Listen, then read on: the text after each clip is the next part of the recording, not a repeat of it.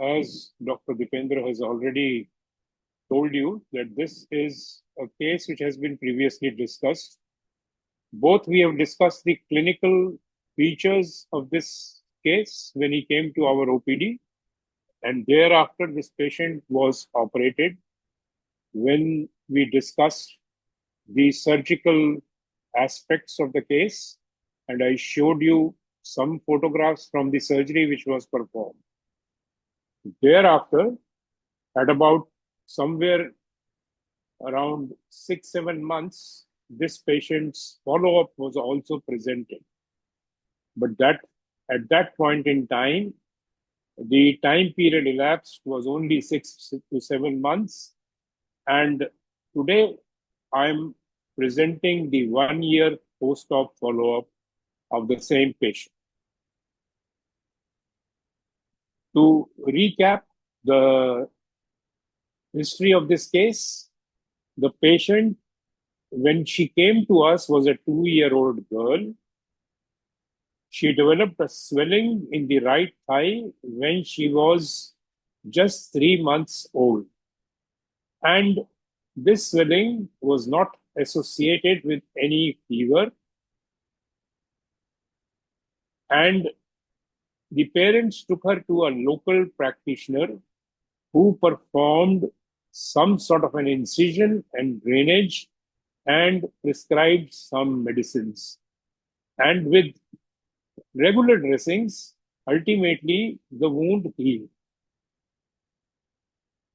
But the information which was most disturbing was that this patient, though she was now 2 years old, had never walked in her life till that point in time. Normally, you all know that it's around 1 year of age that a child starts walking. But in spite of the fact that the child was 2 years old, she had never walked. And this is the photograph of the patient in the outpatient department more than a year ago. We noticed that this patient was only able to stand with support, either support of an object like a stool, or the parent of the child would have to hold the hand of the patient. And you can see that the child is using an equinus compensation to get some sort of a support from the floor. On comparing, it was quite obvious that there is a significant amount of limb length discrepancy. The affected limb was short, and this was reflected by the difference in the level of the medial malleolus. On the affected side, it was very much proximal in comparison to the normal side. On further examination, it was possible to elicit painless abnormal mobility in both the transverse as well as the antero-posterior plane. And so clinically, it was diagnosed as an established non-union of the shaft of the femur. The X-rays of this child revealed a significant gap in the femur. And these are the AP and the lateral pre-operative views of the X-ray, which was taken. And as far as the AP view is concerned, since the opposite thigh has also been included a part of that, you can see the amount of shortening which is there. Along with that, it was noticed that the physeal plate, the growth plate, was probably not visible, and there was no bone proximal to where the both growth plate is supposed to be.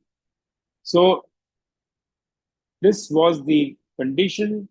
You can see the tapering end of the bone, which is the medullary canal is closed. The bone ends are sclerosed, rounded off, which are all radiological features of a non-union of the atrophic type.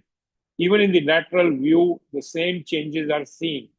Sclerosed bone ends, rounded off fracture site, and closed medullary canal.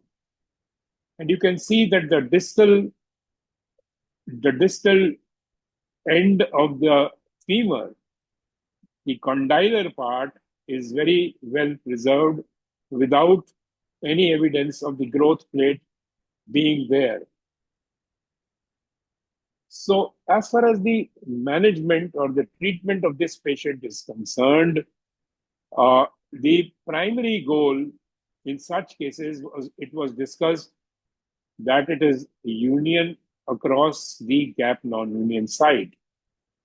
The secondary aim would be correction of the limb length discrepancy, but what we were trying to achieve was that we should achieve some sort of a union so that this patient can start bearing weight on the affected limb, since the child was 2 years old and had never walked on that.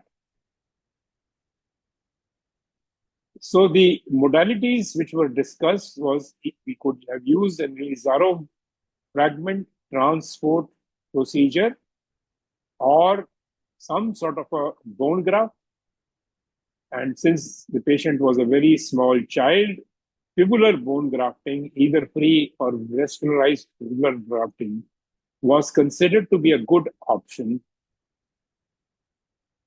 So we embarked upon a fibular bone graft.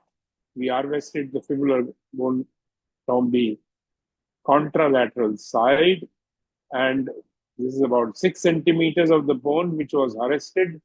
The non-union site was freshened through a lateral incision into the thigh, and the fibular graft was inserted into the distal fragment like a peg without any metal or screw fixation here, because it was felt to be quite stable.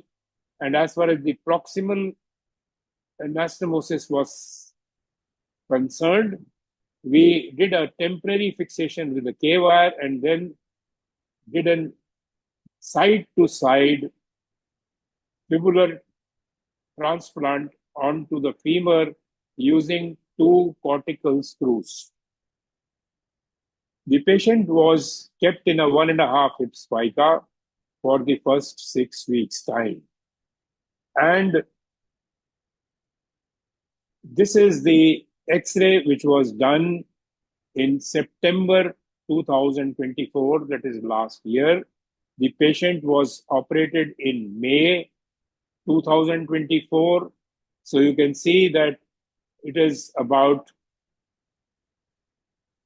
four months down the line that this X-ray was taken, and it shows that the proximal site had united and the distal site also was throwing new bone formation there. So both the sites seemed to be uniting, but since the strength of the union was not very solid, it was decided to continue the patient on a 1.5 hip spica on 6 weekly intervals. The patient was called for follow-up visits. So in October, that means around 5 to 6 months down the line, the X-ray showed further consolidation at both the proximal and the distal ends, but you can see that the girth of the femur and the girth of the grafted area, there was a lot of difference. It is seemingly about 50% as the girth of the proximal femur. And it was considered that one cannot leave this child unsupported, and therefore the child was now applied a single hip spica with a shoe raise and was instructed to start weight bearing. So we